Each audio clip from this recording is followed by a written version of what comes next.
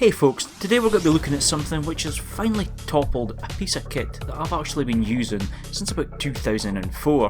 That is of course my trusty Microsoft Intellimouse, perhaps the finest feeling mouse that I've ever laid my hands on. And despite getting the occasional urge to replace it with fancier, gamer focused and newer mice, I always found myself plugging it back in and slumping back into my simple 400 DPI comfort zone. That is, until now. Over the last month or so I've been using this as a daily driver, in both the office and at home, the 5-button XTRFY M1, along with a rather nice and rather large XTRFY XGP1 extra large Mousemat. And it's a bit of a bittersweet moment for me, being the first time in 14 or so years that I just do not want to go back to either the Intellimouse nor any of the other gamer focused mouses that I've bought on a whim. So if you've never really heard of the XTRFY M1, then I'll give you a little bit of a history lesson.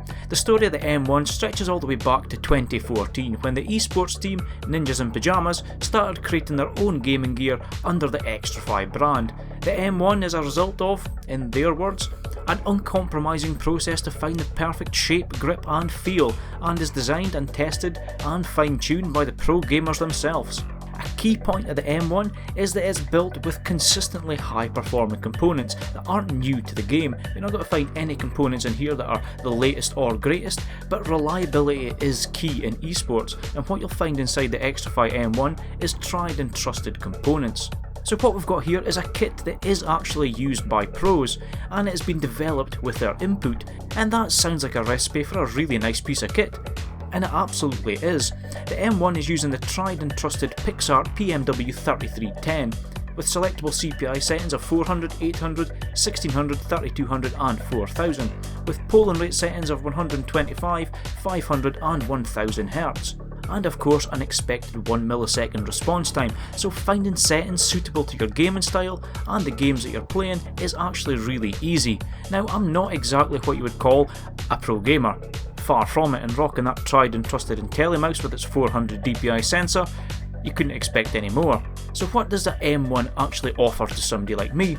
Well, immediately the responsiveness, speed and accuracy at the higher settings, it was like night and day with the M1, and even compared to my other budget gaming mice, which list their CPI max at about 3200, the difference between that and a genuinely high quality item like the M1 is absolutely huge.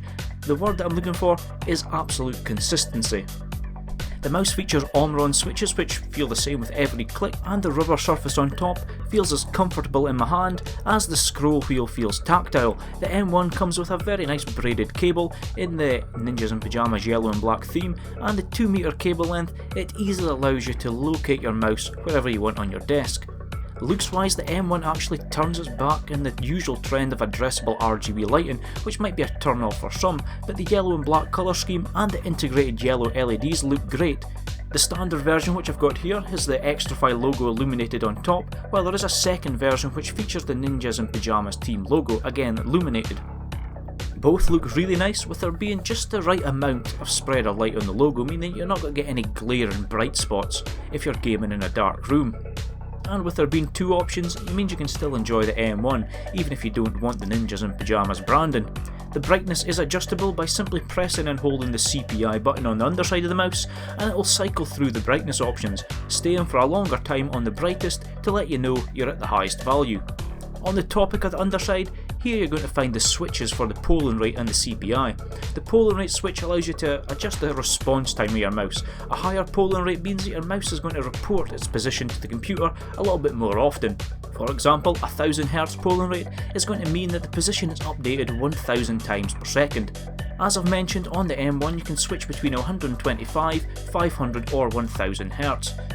A high value will improve precision, but it also requires more CPU resources, although to be perfectly honest with you, in any modern processor, it's not going to have any real impact when gaming. The CPI button is your usual affair and allows you to adjust your mouse sensitivity on the fly. By pressing the button you can easily switch between all the modes, which are handily colour coordinated: red, green, blue, violet and turquoise, as you move between 400 and 4000 CPI. The higher the CPI setting, the farther the cursor on your screen is going to move when you move the mouse. You can also adjust the mouse depending on the surface that you're using it on, and you can easily optimise the sensor for soft cloth, or hard plastic mouse pads.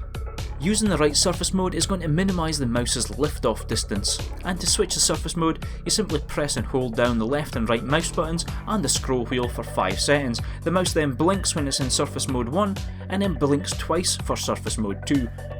It's something you're probably going to have to play around with yourself, but for example I've been using surface mode 1 since I got it out the box and it's perfectly fine.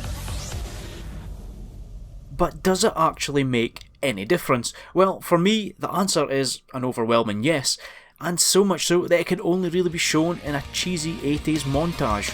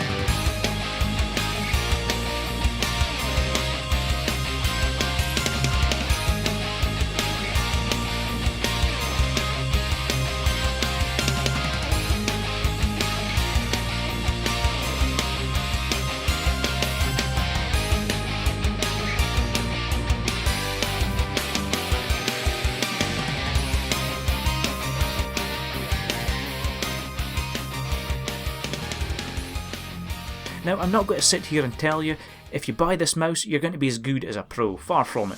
But having competitive, properly designed peripherals did actually see me playing better. I'll use Battlefield 1 as an example.